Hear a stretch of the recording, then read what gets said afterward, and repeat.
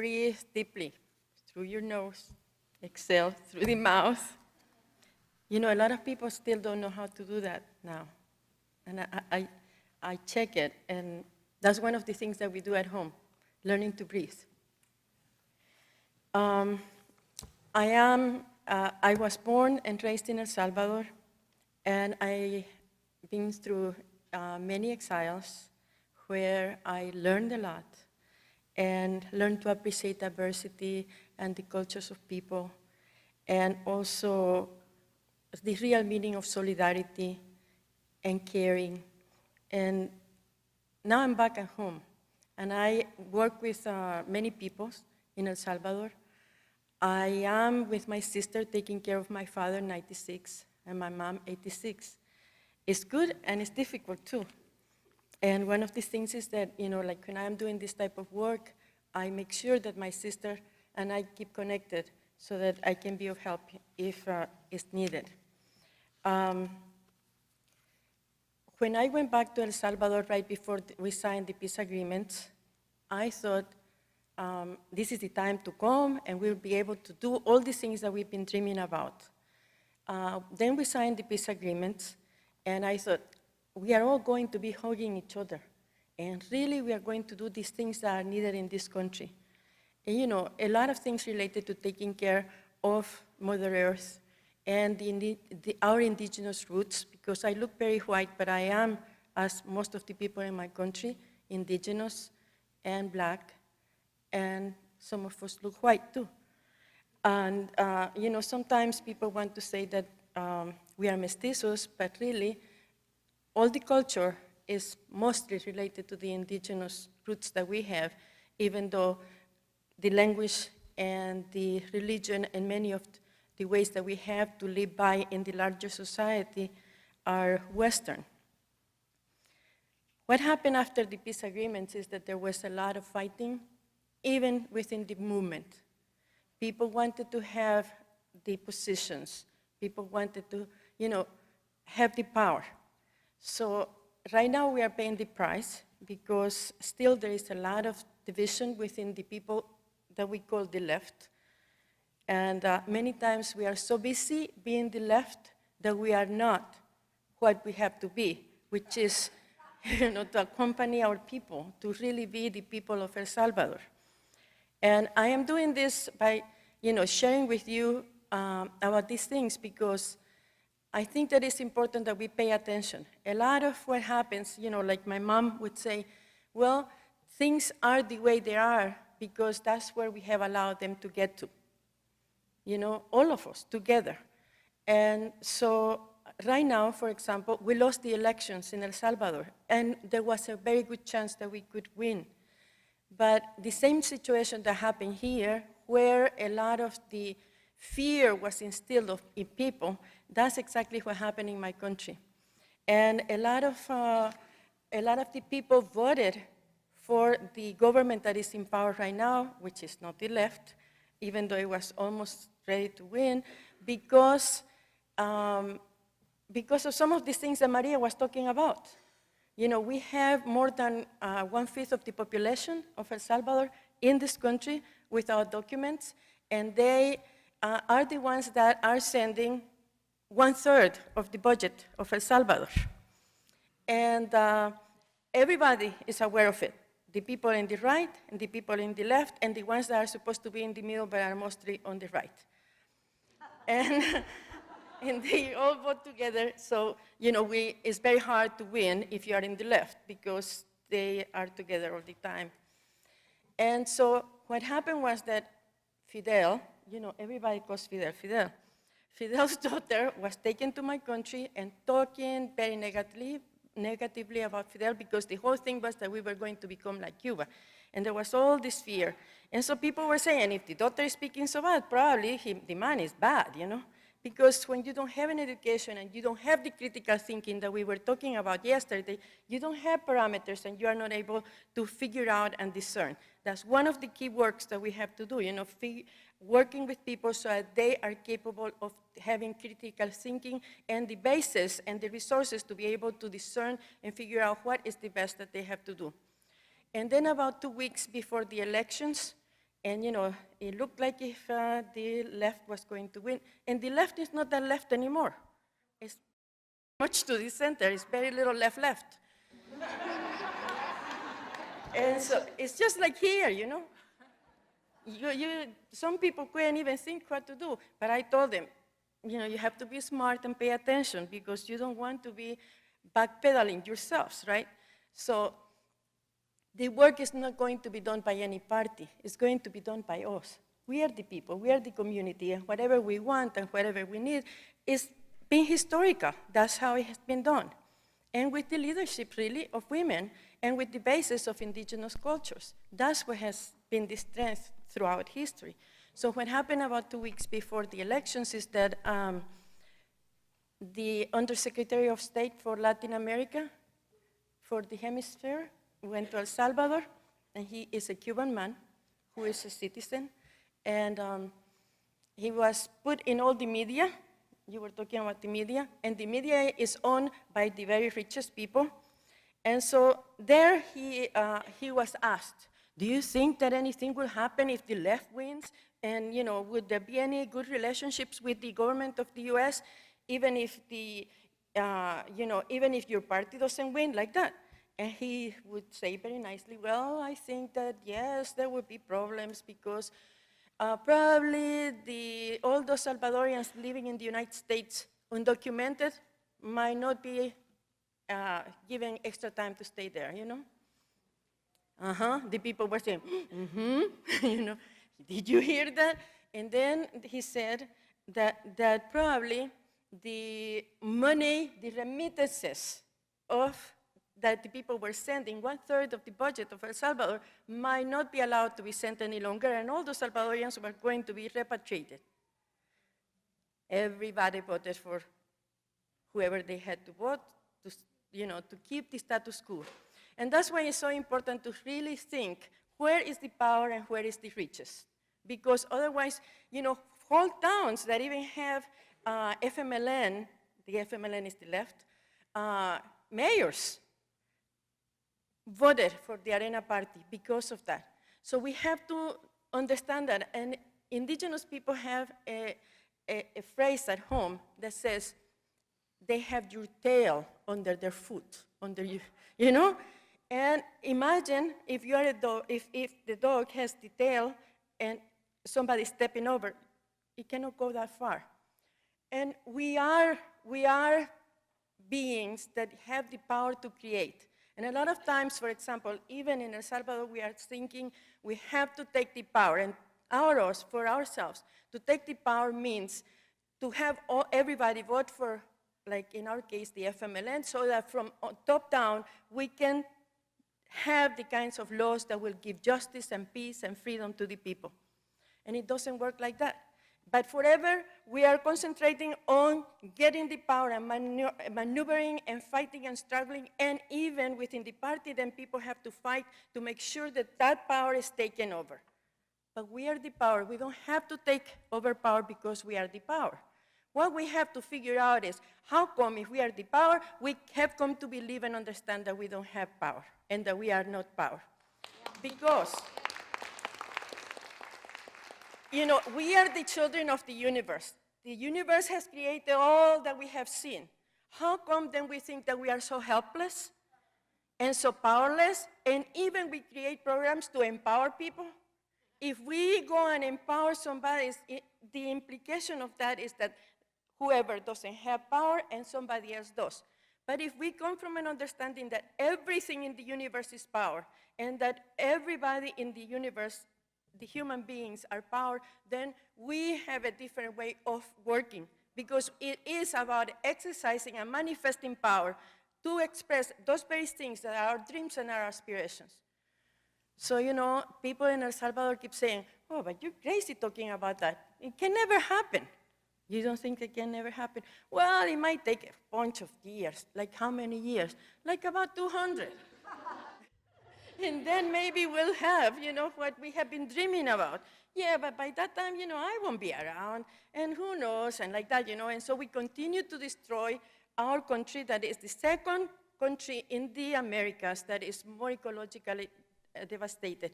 We continue to have the violence that has made us the #1 country with violence in the Americas. And because we continue to think that it's not possible because of how the conditions are. But we are the possibility. What we say that another or many other worlds and better worlds are possible, they are. So we have to discern what is it that makes it possible and start doing exactly that. We cannot wait for somebody else to do it. It is us. But it's a colonial mentality, It comes from colonialism and the internalization of colonial mentality that makes us think that we have to live for the other. Well, the bees do that, but we are not the bees. We are human beings. We have the capability. What we are and what we have to understand we are is we are creators. We come from the Creator, Father, Mother. We are creators. And we must be responsible. And we must start really figuring out how to be responsible creators. That means developing, because what we have is culture. Culture is everything that we do, because we cultivate it as we do it, But we have to have intentional, conscious culture. That means that every step, everything we do, has to be conscious about the totality, about the wholeness, about the diversity, about who we really want to be. So people kept saying, 200 years for that, Marta. And I said, well, that would be 23rd century, right? And they say, yeah. And I say, okay. So how about being the 23rd century now? A lot of what we are manifesting now is being the future already. So we have to make the decision consciously to be the future now. So the way that this is done is by doing discernment. And discernment is about figuring out things, paying attention, and then putting it together. The word is a compound word, discernment. The part that is is a negative, and discernment is cernir. It's when you have the flour and you clean it up, and then you are cerniendo. And then when you put it together, you are discerniendo, and that's when you can make the bread. So this is the important thing. We have to take the time to do those kinds of things, and then develop the skills, because we already have the power, but we have to develop the skills so that we are effectively manifesting the power that we are here today. And so the way that you do it in a country like mine, the International Criminal Court is 200 years away because of the conditions that we have at home. So we create the conditions to create the Salvadorian Coalition for the International Criminal Court, and we are doing all these campaigns, and now we have the regional Central American Coalition for the International Criminal Court.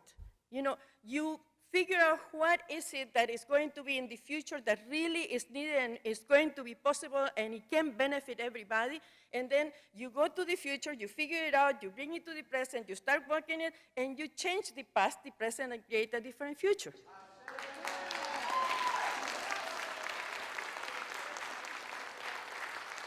Because in the colonial process, in the colonial process at home, the colonizer came and they say, when I am talking to you, you look down. Don't look at me. And before I finish talking, you start running. So people develop that. They don't talk looking at your eyes. And then before you finish, they start running, but in the same place. And a lot of times we continue to do that. We're running in the same place. And then we feel like we can't. But we can. We can. It means that every day we center ourselves when we get up in the morning, when we wake up, and we decide to live with a thankful heart because everything has been given to us. The air that we must need, the water, the earth, everything that we need has been given, and the power to create. And for us, the power to create and resolve everything in community. So you choose every morning. You do that. And there are times that I don't feel like doing it, to tell you the truth, because I go to it so tired. But you develop a mechanism, you develop the skill. So when I wake up, I don't feel like getting up, and then, I leave my window open, I let the birds sing, and then I start saying, oh, the whole universe is waking up and letting me know that everything is ready for me to go out to the world. And then I start giving thanks consciously. And then your heart opens up. And you start giving thanks consciously. And this is the thing. You really, really have to figure out how to live that. We have to figure out how to live that, Well, so at home, we are very ready to be in resistance and in opposition. It's been 500 years of exploitation. And I tell you, the repression is really terrible at home. My parents are very scared every time I am not back by 6:30. They worry. And my father say, Tita, 96 years old, you know that your mom is too old to go out of the country. We cannot travel, because we were in exile. And I say, sí, Papa. And then my mom says, your father is too old. And I say, sí, Mama, But I know that I cannot go in exile again.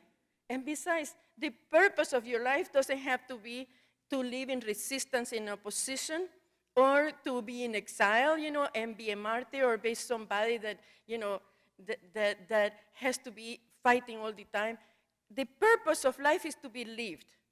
And so, for example, my work at home has to be to work with people to create conditions so that we don't live to work. This is what's happening in all of Latin America, and in Africa and all over, So we have to live to enjoy life. So whatever we do, we have to keep that in mind, because otherwise we end up living to work.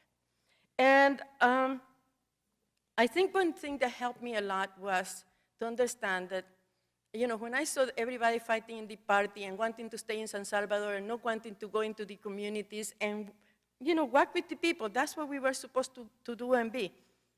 I found out that we wanted to have peace, we wanted to have justice, we wanted to have freedom, but we wanted the revolution to give it to us. And we gave our lives. All of us were, in this culture of giving, our people have always given, but by force. We have been forced to give. And so the thing is, now we have to choose to give of our own willingness, of our heart, to create that. If we were willing to die for all those desires, all, the peace and freedom and justice, why not live for it? That's the gift that we have to do, So it is easier sometimes to struggle and struggle and struggle. It's not about struggling, but being efficient so that we can really have that which we dream about. So I found out that the difference was from being a revolutionary to be the revolution itself. Manifest it, from building and constructing and defending and struggling for peace, be peace. And it's easy and it's hard. It's being very mindful and intentional. So the work that we have to do is this consciousness, and understanding how the universe works. For example, in El Salvador, everybody says, oh, but look at all this balance. The Economic Commission for Latin America keeps saying, when is it going to start in El Salvador? Stop, because we have 2-3 terrible murders every day, and we have the gangs, and we have, corruption and all these things. And we get more militarized. And right now, the president of El Salvador just gave us a gift, just like they gave us dollarization, It's legal, but illegitimate. It's passed there because of the ways that I was telling you about, and so now we have dollars in El Salvador. And the name of the coin of El Salvador used to be Colón, which meant Columbus. And we didn't like the, look. We wanted to change all the time Columbus because, we didn't want to honor the colonizer, even though we respect that he was very brave, Columbus was brave. But all of a sudden, we have the dollars. And we were marching for the Colón, and laughing the whole time because who would have said that we were going to march for Colón, That's what life does to you, and you better laugh, So, enjoy it while you can, and who knows, we even have it in the Supreme Court right now in El Salvador, But the thing is that the government of El Salvador now has given us another gift. Oh, security and against terrorism. El Salvador is the only country that has soldiers in Iraq, and right now they've been honored because they saved the contingent, U.S. contingent over there, and so they are, with the medals, and then they put it to us all the time, Look how brave you are, Salvadorians, and what you're doing. So the government said, we are fulfilling a commitment that we made to you when we were campaigning, and now we have the super iron fist law. And that's what it is, super iron fist law. And it means repression, especially against the young people, especially about the people that are the poorest, and has many of them whose parents have come to the United States to work, and these young people have been sent back to El Salvador because as the parents were working very hard to maintain the family over there, these kids were in the streets here, and they are some of the most violent gangs. And now, the government has created this whole thing for Central America to fight terrorism against the gangs. The gangs have gotten together, and now it's all over there. Now, the police from El Salvador can run across the borders. This is the arrangement that they have made against the young people, but the young people also are doing that. We have to do this work. We have to, people say, well, what can we do? It is a responsibility to figure out what to do. So that is called governance, And it might mean, for example, in the little town where I am, it might mean the mayor that we have, he used to be from the FMLN, but he was not responsible. He didn't respond to the people. So people elected somebody else who is very right, very conservative. Do I watch him or you? Okay. So, and we went and negotiated with the mayor. And we said, because the town is taken by people who are drunk, and that's a big problem because I am in an indigenous town of very impoverished people. Notice that I don't say poor people, I say impoverished because that is it's a process of impoverishment and it's a process of enrichment, So we have to pay attention to the language. So it's just like I never call the United Statesians Americans. I always call United Statesians estadounidenses. But the thing is that and the gangs in the park. So you cannot go there. So what we did is that we negotiated with the mayor. We will have a butterfly garden in the park if you allow us. But we would like you to give us people to work with us. We'll put 10 people, you put 10, as many as we put. We want the high school kids to come and also work with us. And we want your equipment, and we want your commitment that the butterfly garden is going to be taken care of, and we are going to explain that way we are saving the species, the diversity, and we also would like you to come and see us work, and if possible, come and sweat with us. And he said yes to the whole thing. And there we went, a very conservative mayor, but we are working there, and they came. And then when they saw how everybody was stopping to see, and they wanted to understand that, and we are talking about Agenda 21, and peace and healthful planet, and how to do it. And then when we finished, and everybody was able to see that we together had created that, and even with a conservative mayor, people were pleased. And I think, some people would say, like some in the Bible might say, and it was good.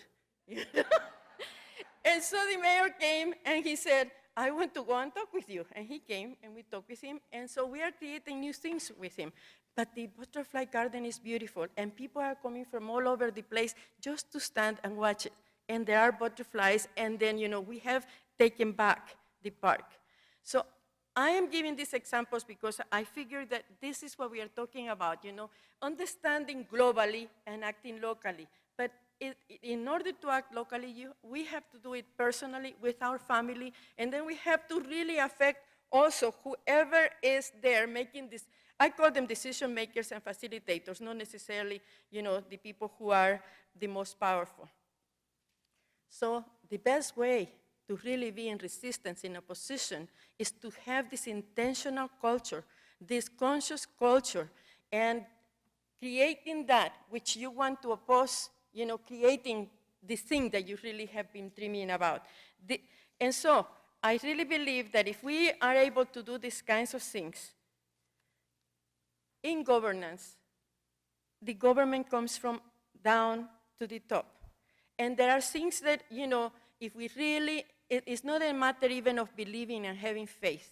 It's a matter of knowingness. knowing that we are power, knowing that we are creator, knowing that we are cause always and never effect. Whatever you decide to do right now is going to have an impact on what you do later on and to the people around you. So remembering that we are always, but always, always cause and not effect. Thank you.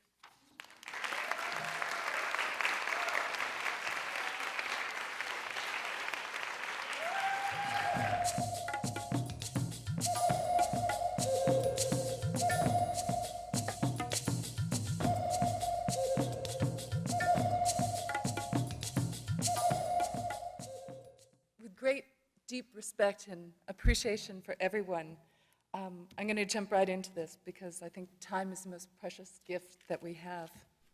I want to talk about facing the shadow of 9/11. After a second stolen election and another murderous assault upon Iraq, the dark side of the US government should be obvious. Yet, when confronted with news of a terminal illness, disaster, individuals experience a range of emotion, the first being denial. Behind denial lies fear. Fear, the mind killer, destroys rational thought. War itself is recognized as collective insanity. Wars, however, are not spontaneous. They are planned. They serve powerful interests. Aggressors are generally trained mercenaries following orders. Historically, wars are engineered, benefiting the merchants of death and financiers. In Yugoslavia, the IMF and the World Bank prepared the way for the dismemberment of the country. Victors claim the spoils while victims pay the price. And the most lucrative business on earth is war. The world wars were marked by the rise of national fascism. The millennium is witnessing the rise of transnational fascism, where imperial powers share in the looting of conquered nations. In the era of globalization, new alliances pit corporate interests against the vast majority. Aung San Suu Kyi wrote, "It is not power that corrupts, but fear, fear of losing power and fear of the scourge of those who wield it." Behind the trappings of wealth in limos and mansions are a frightened group of people who fear losing power and control in an increasingly unmanageable world. Protesters converge on significant gatherings where global policies are decided. The shutting down of the World Trade Organization in Seattle in 1999 was one of a series of global protests. A major protest was scheduled for Washington, D.C. in September 2001, but was canceled in the wake of 9/11. 9/11 was a desperate act by a frightened few trying to cling to power, using their traditional methods of war and terrorism to frighten people into silence and submission. The Patriot Act mirrored the Enabling Act that Hitler passed after the Reichstag fire. Both were designed to dismantle democracy. Similar legislation has been passed in other countries to relabel dissenters domestic terrorists. Recently, in India, people rescinded the anti-terrorist legislation. In the United States, 4 states and 357 cities and counties have passed resolutions against the Patriot Act. The war on terrorism benefits the arms, security, surveillance, oil industries, Bechtel, Halliburton, the Carlyle Group. Bogus terror alerts, war have terrorized people, but no one can remain in panic mode. When people come back to their senses and think critically about the war on terrorism, they should be able to see that it really is a war of terrorism against Americans and the world. The big lie cannot stand.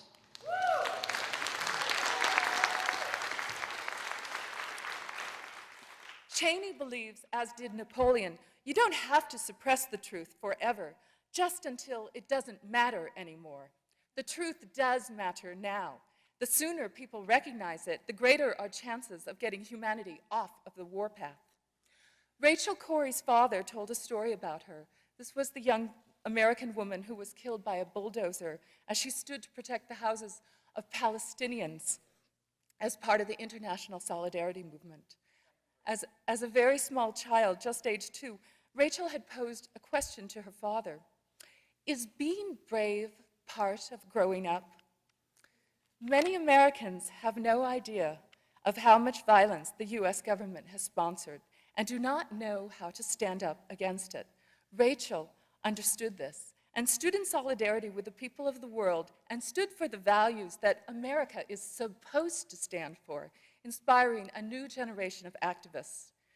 At the International Citizens' Inquiries into 9/11, we showed that the government lied about 9/11, destroyed evidence, engaged in a major cover-up, and was complicit in the attacks.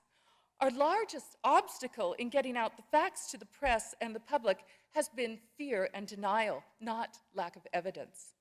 However, each day, more and more people are coming to the conclusion that 9/11 was an inside job. And I have to add, this has been one of our most powerful tools. We've created over 4.5 million of these. And I would love to give this entire box to everyone here to share with folks. And what they have are the key websites about 9/11. And they've actually become a community currency.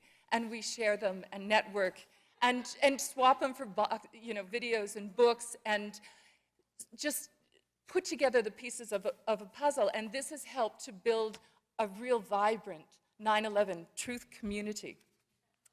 And I can't go into 100 hours of testimony and everything, but I'm going to give you a just short snapshot of 9/11.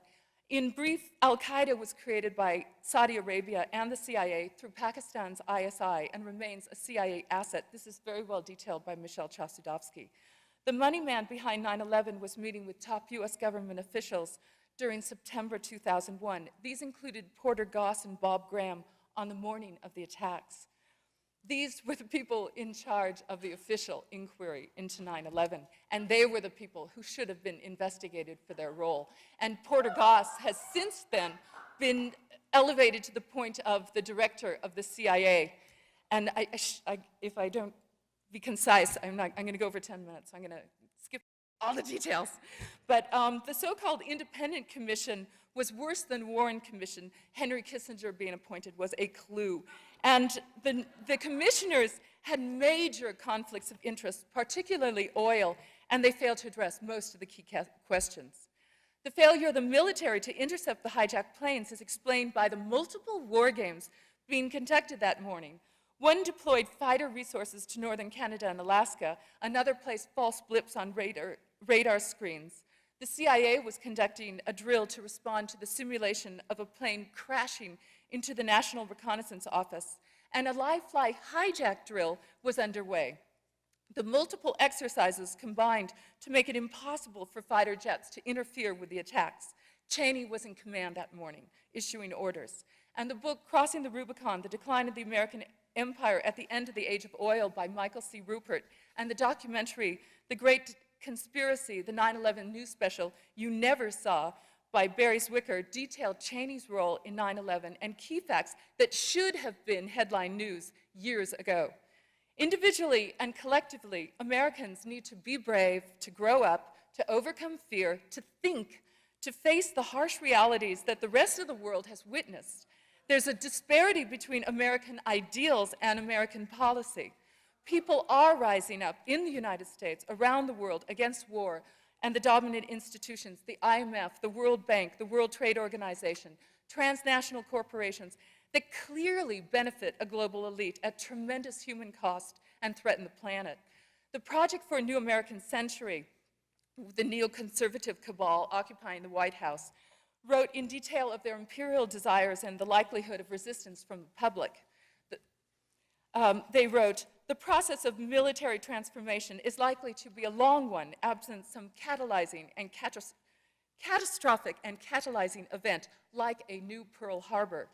9/11 was the event they needed to pursue the militarization of the country and world conquest. It was also a gamble, and it depended upon an acquiescent media to pull it off. John Goltung, a peace activist, when asked about the differences between Americans and Russians, said, in Russia, when they hear the party line, they know it's the party line. In America, they don't. Or to quote William Randolph Hearst, news is something somebody doesn't want printed. All else is advertising. In war, the first casualty is truth. The quick passage of the Patriot Act, the rush to war against Afghanistan, Iraq, counter-terrorist wars against other countries, the construction of Homeland Security, the revamping of the intelligence agencies, the construction of a global security state are being hurried through Congress as quickly as possible. But the speed of the changes, the psychological war directed against the public, has formed a crucible which is forging a vast resistance movement. And the craziest conspiracy theory of all was linking Iraq to 9/11, which Cheney used to sell his war. So 9/11 is actually the Achilles heel of a failing paradigm, already suffering from the loss of credibility and legitimacy. Children can see the emperor has no clothes, and the kids love these. It was logistically impossible for a lone nut to assassinate JFK in 1963. 19 guys with box cutters just couldn't possibly have outwitted the multi-trillion-dollar Defense Department and brought down all those buildings. What's happened is that people have raised questions that officials cannot answer, and Bush has a new rule: no more than one question, because he can't deal with them. Through a vast cooperative effort, researchers from all over the world, activists in a multitude of cities, filmmakers, writers, artists, musicians have challenged the big lie. The spotlight on the darkness has exposed the secrets, the crime, the treason committed at the very highest level of government. The 9/11 truth movement was nurtured by a free flow of information, analysis, thousands and thousands of people helping one another to put together the pieces of a very complex puzzle. Truth and courage are needed to overcome fear and recognize the deeper problems that we face, which are beyond left and right, beyond rich or poor, beyond gender or race. Our current debt-based monetary system concentrates wealth and power while destroying the planet. It's only supported by belief in the current system. When faith in the United States government collapses, dollars are likely to collapse as well, with far-reaching effect. Fear paralyzes people who cannot imagine a better alternative to the dysfunctional, criminal financial system which surrounds us.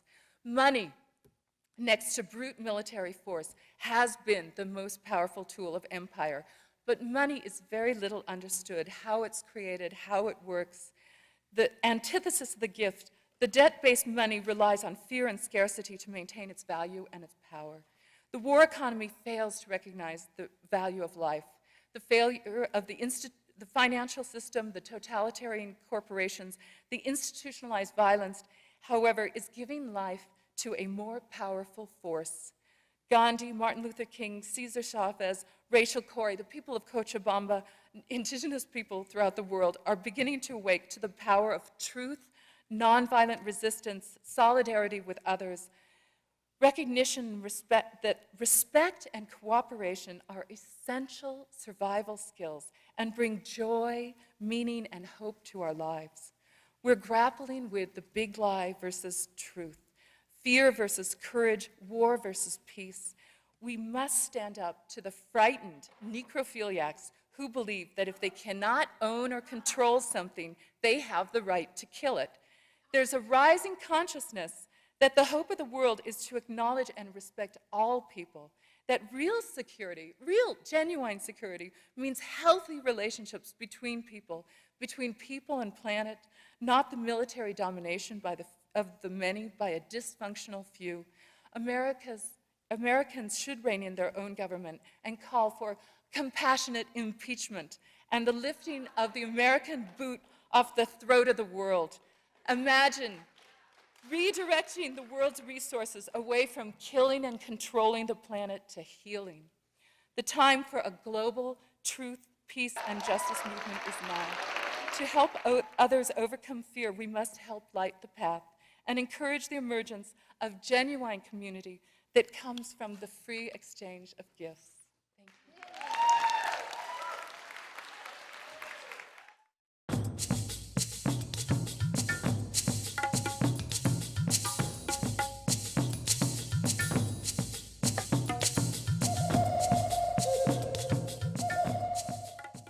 Buenas tardes. ¿Todos saben español? Quiero agradecer a Genevieve por la invitación y a todas y todos ustedes por hacer esto posible. Algunas de las ideas que voy a exponer están en el libro The Athener, The Gift, por María Suárez.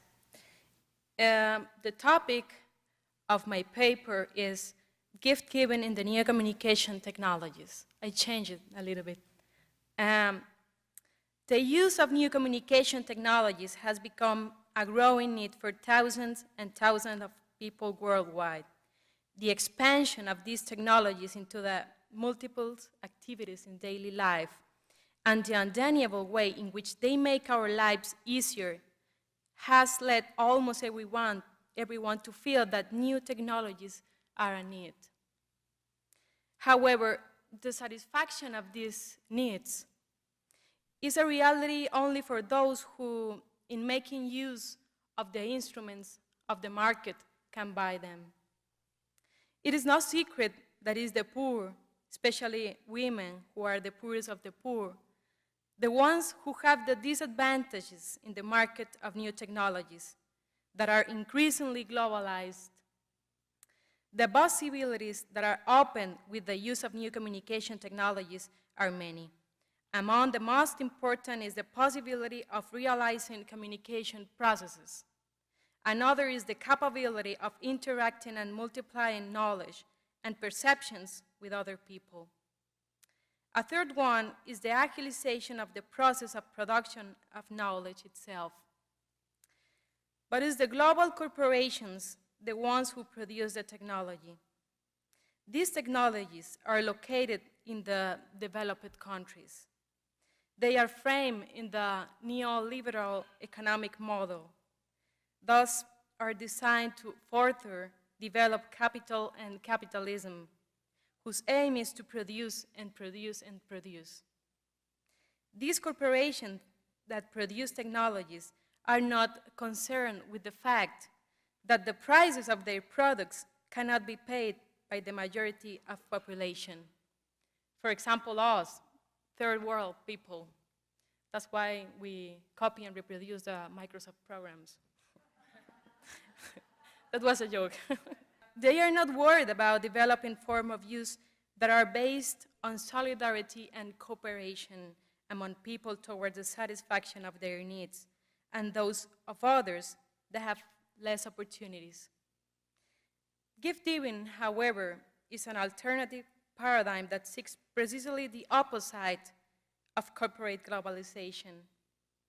There are many movements that are struggling to revert the corporate neoliberal reality by using and developing new communication technologies, precisely for the purpose of sharing freely and to build social movements that challenge the market paradigm. Thanks to this type of use and development of new communication technologies, we can say that the gift-giving economy has an application in the use of new technologies. The appropriation that women are making in their use of new technologies for political objectives are very different from those of cooperativization and commercialization, and are more focused on sharing information, interacting among people, and building movements for social change within a human rights framework.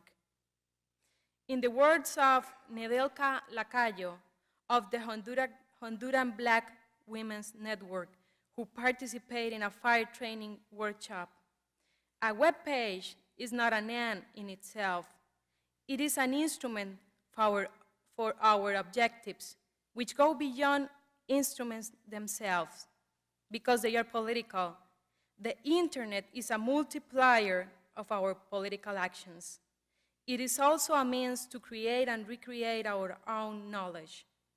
The internet, especially for us Black women, has to allow us to speak with our own voices, to share our experiences and voices, our perspectives, instead of waiting for others to do so for us.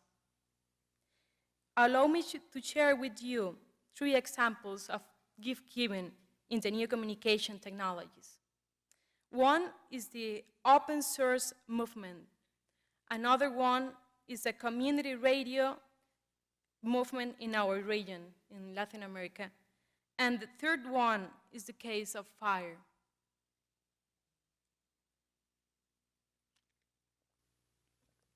Open source software, OSS, is a software for which the source code is freely and publicly available, though the specific licensing agreements vary as to what one is allowed to do with that code.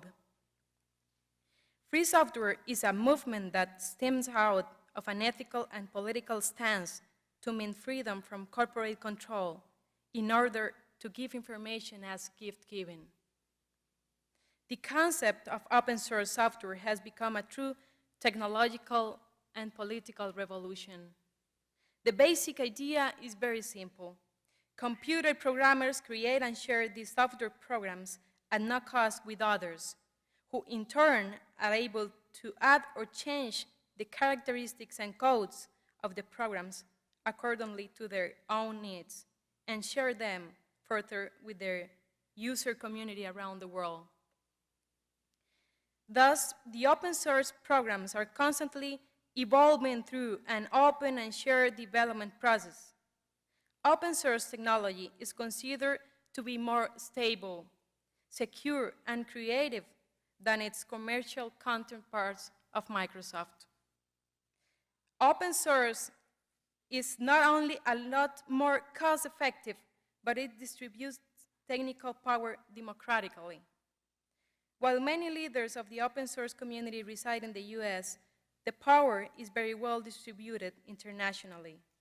In fact, the most famous open source programmer, Linus Torvalds, is from Finland. People in the South had been utilizing open source software benefits in many ways. Firstly, the actual cost of open source software is usually zero or very cheap. Hundreds of billions of dollars can be saved yearly by using open source software.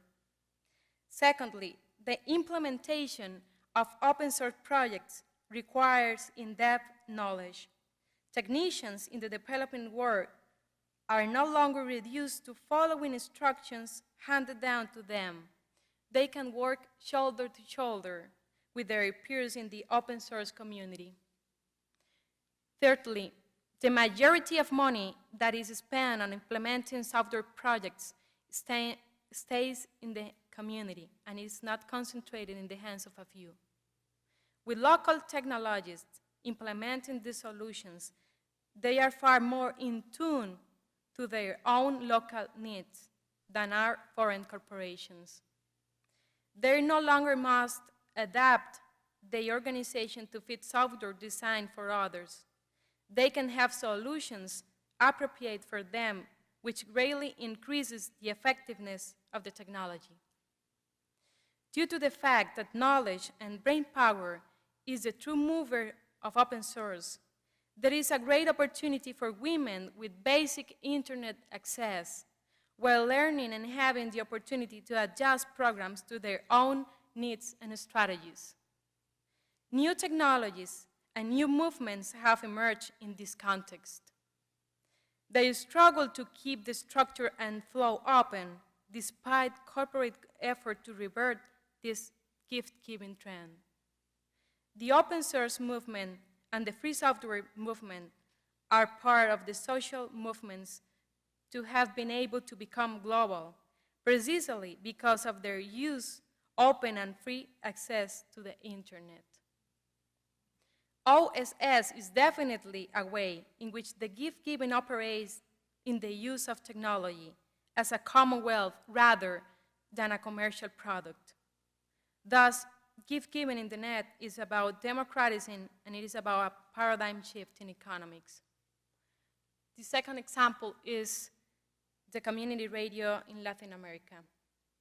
In Latin America, community radio was conceived as a means of communication whose aim is definitely not profit, even though they are media with scarce economic resources and in most cases are restricted by legislation that not only impedes their sale of publicity, they are also limited by their scope, which range to 1 kilometer round and the like, which is the case of community radios in Brazil. But community radios work for the benefit of their communities, vindicating the human right to freedom of expression. And they also promote the ownership of media in the hands of community of people, rather than in the hands of groups of entrepreneurs and corporations, which is the case in most of our countries. What differentiates community radio from commercial radio is not only the mystic that characterizes one versus the commercial motivation of the other, but rather it is a different logic of sharing communication as a right and not as a paid service. Community radio is incorporating new technologies to its work, not only in terms of basic digital equipment like tape recorders and the like, but also the computer as an instrument of communication, email to communicate and disseminate information into cyberspace, and as a system for automatization of their radio programming. Many are using open source technology in order to do all of above. In my experience in community radio in Central America, I have known gift giving in these radios. It takes the form of volunteer work and the sharing of the microphone with people in the communities without expecting anything back. These radio stations work for satisfy the communication needs of their audiences with not commercial cost. That is, working to benefit others for the sake of growing, not gaining, which is in a sense gift giving. And the third example is the case of FIRE, open source technology and radio in the hands of women. One example among thousands worldwide is the case of FIRE, Feminist International Radio Endeavor, and its use of free or open source technology. Last November in Costa Rica, FIRE held a workshop that shared such gift giving. An internet server called Apache using Linux, an open source operating system, was created during their workshop entitled Internet Technologies for Our Political Action. The server had two functions: to share a non-corporate internet operating system with the 32 workshop participants from throughout the Latin America and Caribbean region, and to offer these same participants a local server to use for practice during the workshop. The server had, for the experimental server used in the FIRE workshop, each participant had their own website, access to email, and a link to the internal server network for the workshop, all in a free form that was created and designed for the event itself and the participants. The participants were able to use a free version of FTP, File Transfer Protocol, and to create and modify their websites. By adding their own presence in the internet, every user contributed to the collective knowledge accessible to those already online, another dimension of gift giving. As a result of the training workshop, female activists from 15 grassroots organizations designed and published web pages for their organization. The first time for each of them opened a Pandora's box, a new window to the world that taught them that the internet is a tool, not only for gathering information, but for making their own voices heard worldwide. Surrounded by a closed circle of 24 computers in the conference rooms of the Comfort Inn Hotel in Santa Ana, Honduran Nedelka Laclayo clutched the computer keyboard as her new key to the World Wide Web. I even learned how to put my own voice in the page. Come and see. Come and hear. As you open the page, I welcome people to the site of my organization. It's almost like magic, exclaimed Nedelka. As Caterina Fossi of FIRE exposed in a panel presentation in this training workshop, FIRE, among others, is addressing the digital divide, both because it is an international channel of communication based in the global south, but also because it is in the hands of women. FIRE is working to ensure that women are given access to new technologies and that their voices are heard in the world's media. Only by creating international communication venues, appropriating new media venues for diverse voices, and connecting multiple voices, strategies, and technologies, will a truly democratic media become a reality. FIRE's experimental open source server during the workshop served to showcase that women ownership of servers is possible, and furthermore, it can make the use of the internet a lot cheaper and accessible to more women. These three experiences and examples: one, the movement of free open source technology; two, the gift of community radios; and three, the initiatives like FIRE to empower women through the radio and new technologies, have a lot in common. They show us that technology as such is not an end in itself, but rather an instrument through which we can broadcast and produce thoughts, ideas, experiences, and most of all, voice. In this sense, technology should favor that more and more people can have a voice. Free and democratic access should be a right. We should promote it constantly, instead of the corporate agenda that deep ends the digital divide, the bridge between rich and poor, and between men and women. One way of furthering these efforts is to contribute to articulate different initiatives to strengthen them in the search for new paradigms. Voice cannot be bought or sold when in the hands of those who believe that another world is possible. Thank you.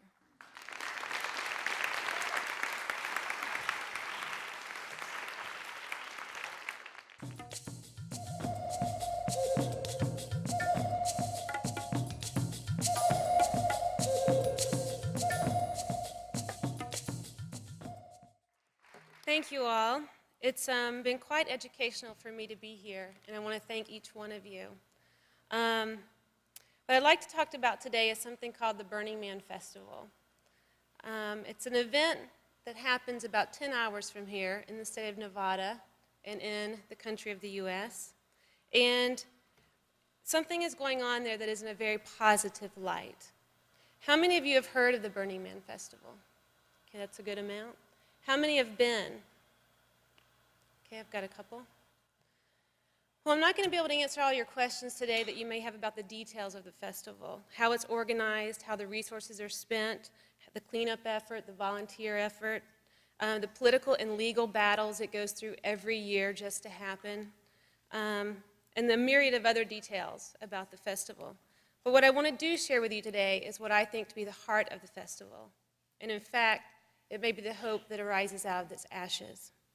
In 2002, I finished a documentary on Burning Man, and I called it Gifting It. It's a meditative piece that explores how a host of social elements are affected within an experimental community that embraces a gift-giving culture. Burning Man allows a unique opportunity to witness the fruits of a gift-giving culture as they happen within a time and space. And the documentary suggests that this altered reality may have benefits that extend far beyond the festival's boundaries. The beginning of the festival dates back to 1986, when Larry Harvey set out to burn a stick figure at Baker Beach in San Francisco. At that burning, strangers met. They shared gifts of songs and stories, and then when it ended, they agreed to convene the following year. That was about 10 people. By 1990, which is 4 years later, the crowd attending the annual burn had grown, and organizers decided to move the gathering to the Nevada desert, mainly because what they didn't want was some kind of mob mentality. They wanted participation. And as the number of participants increased in the desert, so did the participation. Art, costumes, community services that were brought about by the participants for the participants, theme camps, and even villages. While participants do pay an admission fee, which offsets administrative expenses and the fee charged by the Federal Bureau of Land Management to use the land. Organizers prohibit vending, any forms of advertising, and have rejected all offers of sponsorship. This festival, with its radical self-expression and radical self-reliance in a forbidding environment, has resulted in attendance growing to more than 36,000 this past September. I first heard about Burning Man from a Wired magazine article when I was finishing graduate school in Atlanta in 1998. I was completing a degree in community psychology, and I was interested in exploring the idea of alternative communities, and so the article had made an impression upon me. It wasn't until 2 years later that two friends and I drove 20 hours to spend 2 nights and 2 days at the Burning Man Festival. And needless to say, I was overwhelmed. I carried a camera with me, but I never took a single picture that first year. Because my time there was so short, I didn't make a lot of deep connections, but I saw enough to know that something was quite different. I just didn't know what it was. I've attended other alternative events, like the Rainbow Gathering, but none had the level of expression, freedom, creativity, and community that I glimpsed at Burning Man. I watched other documentaries after having gone that first year and felt that none of them addressed the aspect which piqued my interest, and many of them were sensational in nature. I wanted to produce something that was authentic to this community, that if I held a mirror up and asked, if this is you, they could say, yes, that's an integral part of who we are. So I sent a proposal to the Burning Man community, the organizers, explaining my desire to make a film that focused on the community aspects of the event, looking for patterns of contributions, and to explore what I considered then to be the barter system. My proposal was roundly applauded by the organizers, who wrote back, "Sounds like you're interested in the gift economy." That was the first time I had ever heard those words. So I was off to the desert with my camera, a one-woman film crew, to make my first film. I knew I would ask informants about community, expression, and gifting, but I didn't know what I would find or what patterns would emerge. From the moment I arrived in the desert, there was an unending series of acts of gifting. Some I caught on camera, most I did not. Everywhere I turned, some sort of gifting was taking place, and I began to see a thread between community and the act of gifting. It's funny because when I was on my way out to the desert, I wondered if I asked participants about community and then asked about gift economy, how many times I was going to have to explain what a gift economy was. That first year of filming, I didn't have to explain it to one single person that I asked. Once I came back from the desert and began working on reviewing the footage and editing, almost everyone that I talked to that asked what I was working on, what project, and I explained Burning Man and then explained the gift economy, I consistently found myself having to explain the concept and then work through people's preconceived notions and confusion with barter, as well as trying to relate just how magical a gift can be. And of course, their resistance to believe that it really was, well, real.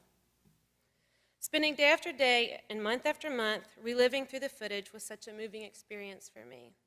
The pattern that emerged suggested a strong part of the community resulted from the absence of commercialism. Indeed, gift giving was the foundation, and that's why I called it Gifting It.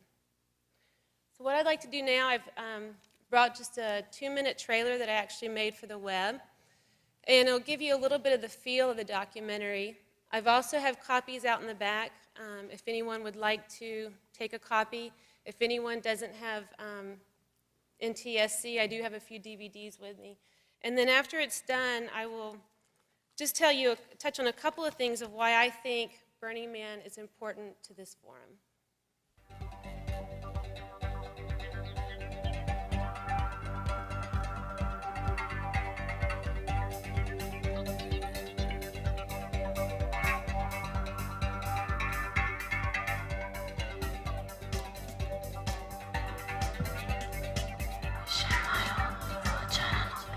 Who would have thought that the operation of gift giving would create an abundance in this seared desert place. The irony is delicious, and the discovery is delightful.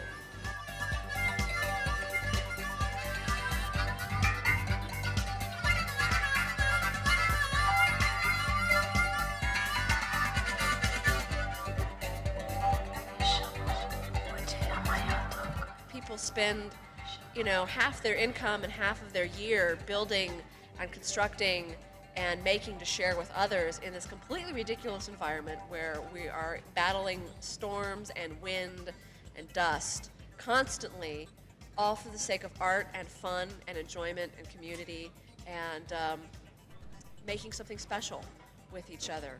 And the way in which being part of that makes you reevaluate your own life and makes you look at the way that you live your life back in that other world.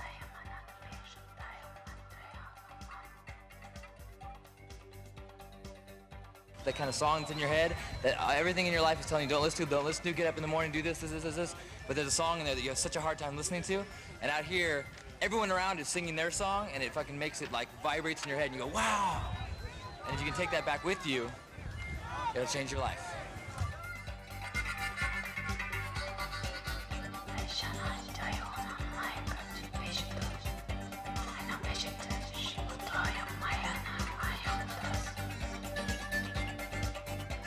You could almost say that a definition of a community is a place where there is gift exchange.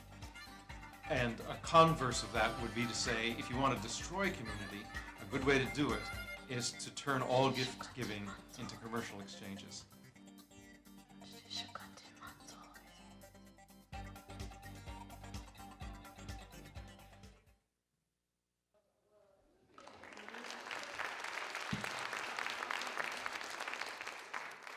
And I have to mention also that Burning Man can also be a lot of fun, which we all need to play as well.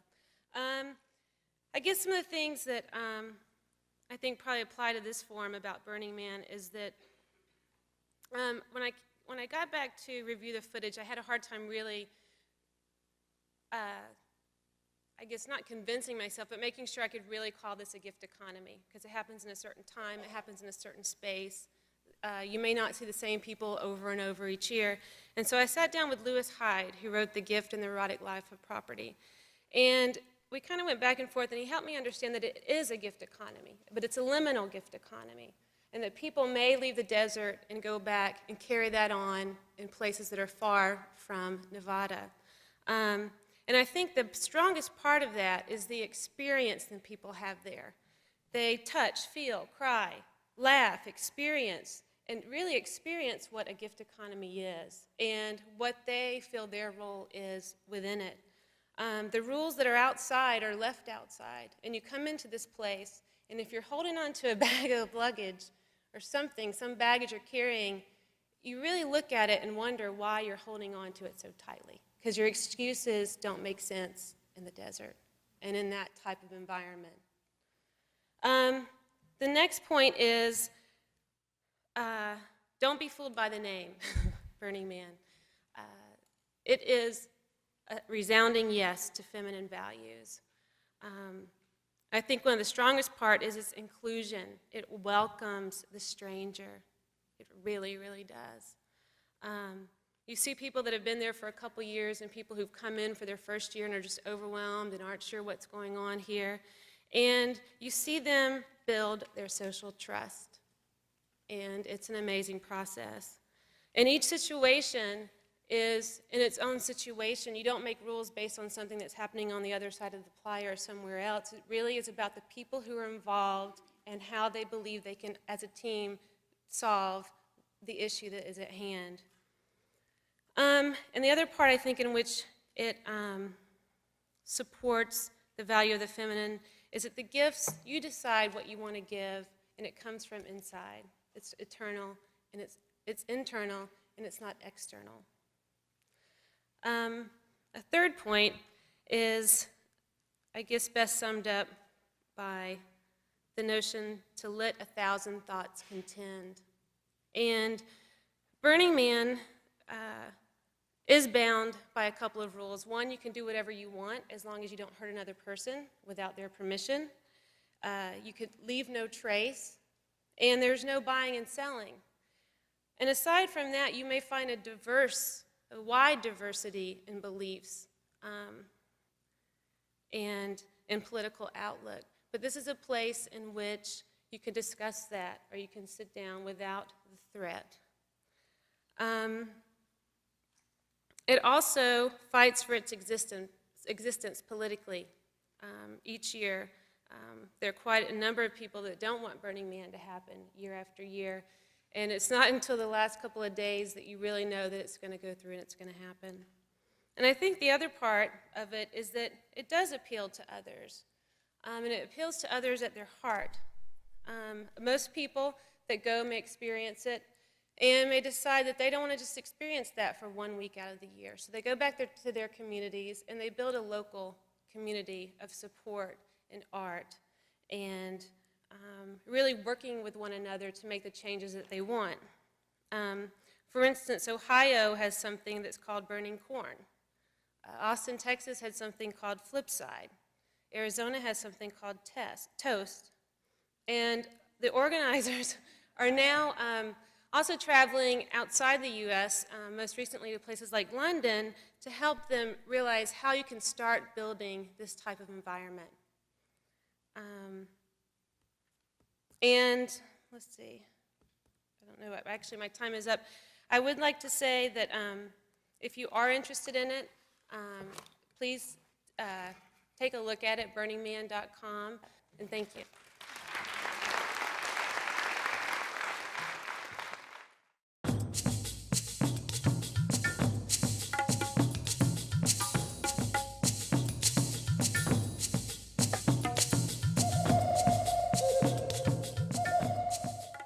I came to tell you about a gift that's been given to you that you probably haven't unwrapped yet. It's the gift of community media. And we heard from the representative of FIRE some things about community media in Costa Rica and in Latin America. But community media is not only in Costa Rica, it's not only in Latin America, although it's very strong there and very powerful medium, and there's wonderful networks throughout that whole region. But it is in most of the world, and I have to congratulate the United Kingdom. If there's anybody here from the United Kingdom, they got community radio just, in the last month. I knew you were, and it's been an awfully long struggle. This gift has not been given lightly. I mean, people have really worked for this gift, and I'll give you an example of some resistance to it. Marta is here from El Salvador. Well, last December I was at the World Summit on the Information Society, and the community radio people were trying to get just the words community radio mentioned in the final declaration of the World Summit on the Information Society. And that was blocked by the man who was then the candidate and is now the president of El Salvador. He's one of those media moguls, like the president like Berlusconi in Italy. The media moguls seem to be becoming the kings in a lot of places. And he didn't want the word community radio mentioned in that document, and he blocked it. Some of the reason, you can imagine, for one thing, the community radio was an instrument of the FMLN. And Maria Suarez, whom I'm sorry wasn't able to be with us today from FIRE, likes to tell a story about how she went to El Salvador and was riding on a donkey that had a radio transmitter, and they were going up and down the mountains broadcasting, and they had to keep moving the radio transmitter because they didn't want the donkey to be killed and the transmitter to be destroyed. And I heard another story about El Salvador while I was at the World Summit on the Information Society, which was that the government put the fees for the radio licenses extremely high. You could buy the right to a frequency, but you had to pay a lot of money. So the community radio people got together. They agreed to pool all their money and buy one frequency, and then make small radio stations that had a smaller broadcasting radius just for their villages, all on the same frequency. And I know there's a truck driver among us. I was talking to him yesterday, and he was talking about, now he's gotten satellite radio for the truck, so he can listen to radio as he's going place to place, hearing what he wants to hear. But imagine going from community to community in El Salvador and just keeping your radio on that same channel and hearing everything, you know, that all the communities were doing. The United States, to the best of my knowledge, was the first to have community radio. We got it here because the FM radio was still sort of unpioneered territory. Nobody seemed to want to do anything there, so a little non-commercial reservation was set aside, and in the United States you can find community radio on the left of the dial. But a lot of people don't listen to it. They don't know about it. They get confused between community radio and public radio. And as my time is fairly short, I'm going to refer you to my article in Il Dono, the gift, the book that's being given here, in which I explain the differences between commercial radio, where the audience is sold to advertisers, government or public radio, where has a certain kind of agenda that's put through it, that's a hierarchically controlled agenda, even though, I mean, these are all sort of mixed. I mean, like you might find community radio on commercial frequencies and so forth. I mean, there's no pure models here, but these are tendencies. And then in community radio, which is not only for the community, but it's also by the community. And also, while I was at the World Summit on the Information Society, I picked up something. I meant to bring it here to show you, and I left it in the hotel room. But anyway, it's two diagrams, and the reason I picked it up was it looked like something out of Genevieve's book, Forgiving, A Feminist Criticism of Exchange. And they were talking about media that are one many and many to many. And the one many, they gave the example, actually, they said community radio was a one many medium. And that's because you have a central transmitter and it goes out to a lot of places. But then they said, they were talking about the internet, oh, this is a many to many medium because, and they showed the little diagram where there's lots of different dots and there's lines connecting them every which way because people can communicate to each other. But I say community radio is a many to many technology. It's a many to many medium. And the reason is because not only is it broadcasting to the people, but it's broadcasting from the people, by the people. And last night when the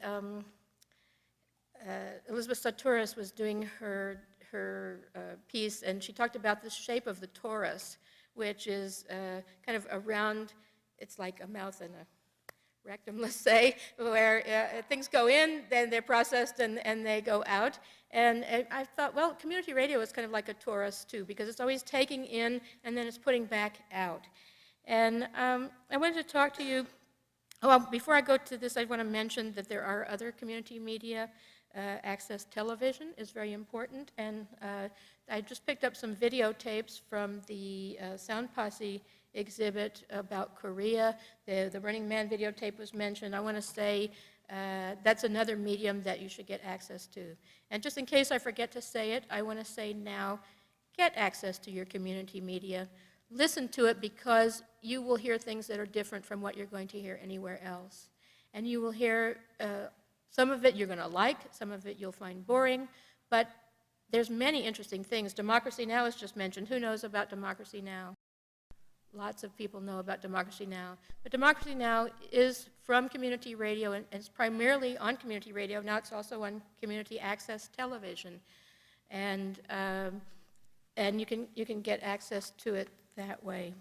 I want to acknowledge that Susan Petrilli's talk from the other day, which was quite oracular, and a lot of information and a lot of ideas went by, and it was very difficult to, like sometimes to grab them all. Certainly I couldn't grab them all, but I grabbed a few. And one of the things that she said that I thought applied to community radio, she said, to be committed to human rights is to be committed to acceptance of otherness, and that gift-giving demands a high degree of availability for the other. And she also talked about the gift of attention. And then that same thing came up in Jeanette Armstrong's talk. Remember the Okanagan, a woman from the Okanagan in Canada, and she was saying the idea of the chief has to do with how well that person hears everyone.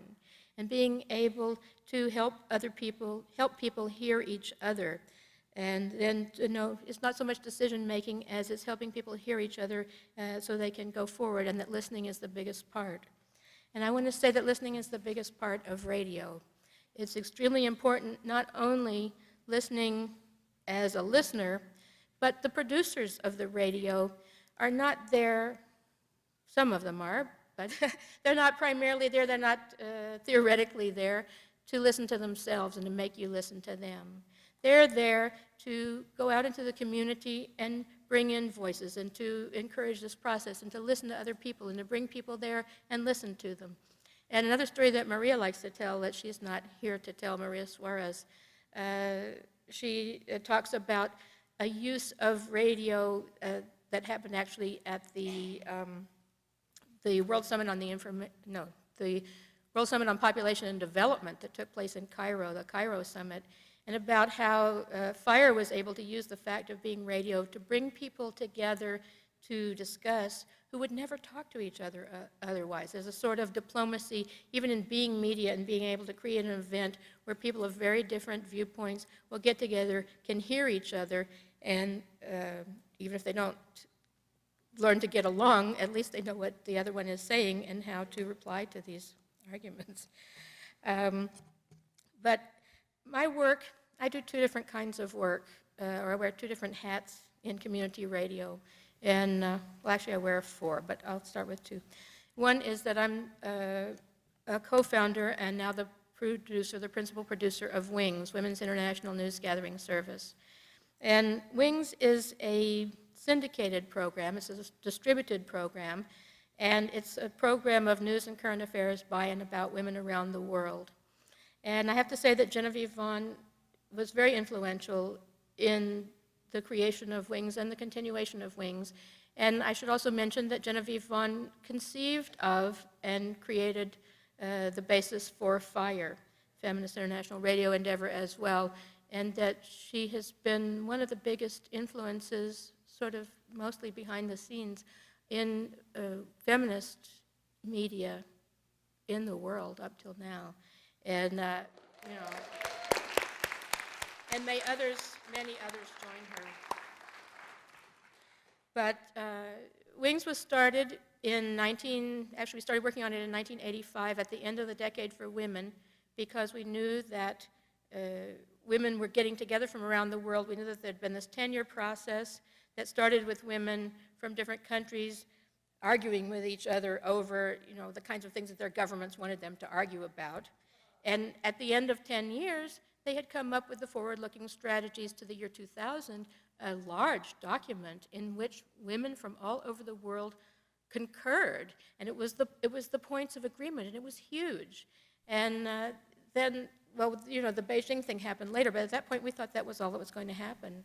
And we said, okay, there's been this 10 years, there was a little media attention, a little blip every time there was a world conference, but really, women were almost absent from the media. I mean, it was the most shocking thing, where they'd come up to almost talking about women and then, quick, just throw that out of the way and talk about another man. And so, anyhow, we knew that if we were going to have coverage, we were going to have to do it ourselves. And there had been a women's news movement that was moving in community radio over a period of, probably by that time, about 5 years, where women at different radio stations were producing news, and there was some networking going on, mainly through, I'm talking about in the US now, through the National Federation of Community Broadcasters.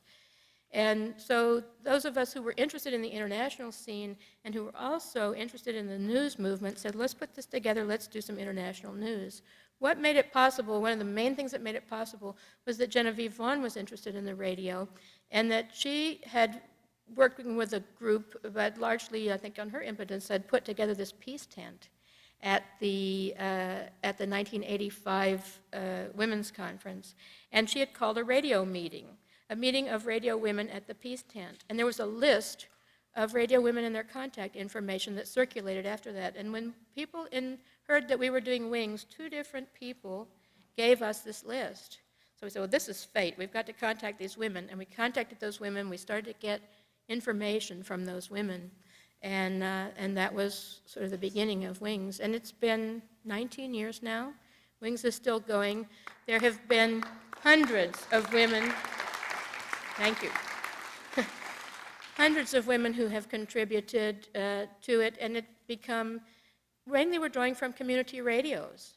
And in 1986, Catherine Davenport, who was the co-founder of Wings, and I were able to go to the AMMARC conference. AMMARC is Association Mondiale des Radiodiffuseurs Communautaires, because it's based in Montreal, those are the initials, but the English name is the World Association of Community Radio Broadcasters. At present, I am the Vice President for North America of AMMARC, and from here I'm going to a board meeting of AMMARC that's taking place in Marrakesh, so that's going to be really fun, and I'll get to meet some people. But AMMARC was a good place also where we met women from around the world. Oh, 5, I just got a 10-minute sign from her. Well, it's one or the other.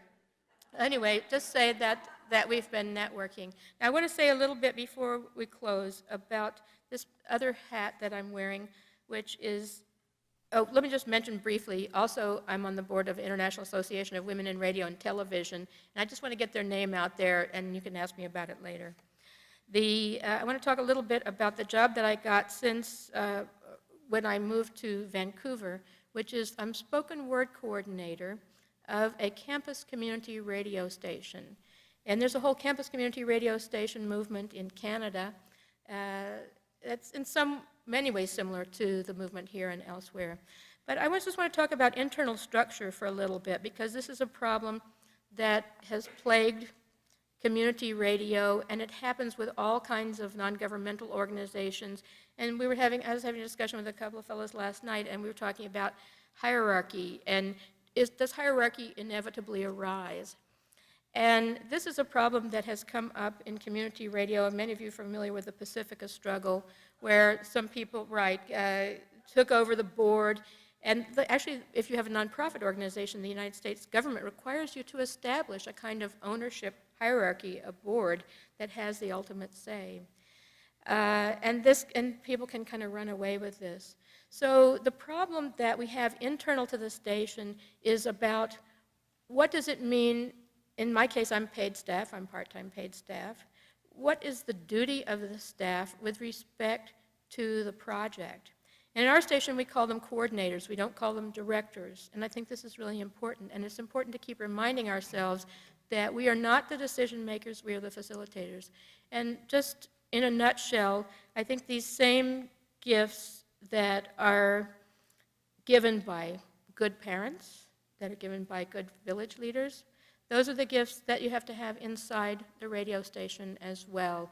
You have to listen, you have to keep thinking about what people's talents are, how they might be applied in ways that are not going to harm other people and their opportunities. You have to think about how you can do something like create a collective so that more people can get access to the time. And there's also a tendency, like to create fiefs and property and my show inside the station. And you have to keep kind of making way for people to share and do that without getting on people's nerves too much. And it's a great thing to do. And I want to recommend all of you who have this gift consciousness, find out where your community radio station is, go to it. It may be a structure that you hate. That it may be very hard to get in there and to say, we want a women's program, we want a community health program, we want something. But just persist. You can volunteer, you can get in there, you can get free training in just about every community radio, and this free training is actually a gift that's been given to public radio, to commercial radio. There's almost no place else in North America, at least, where you can learn to be on the radio. But we complain about the media a lot. Get it. Be it. Go in there and also, apply this gift giving, because sometimes just an honest voice for opening to others, for listening to others, is what's needed to prevent these travesties of hierarchy that can go on inside what should be everyone's gift. Thank you very much.